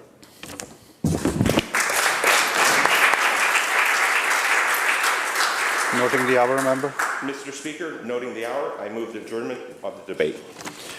Honourable members, you heard the motion. All those in favour indicate aye. Aye. Those who oppose, motion carried. Government House Leader. Thank you, Mr. Speaker. I move that the House do now adjourn. Members, you heard the motion. All those in favour indicate aye. Aye. Opposed, motion carried. This House stands adjourned until 1:30 p.m. today.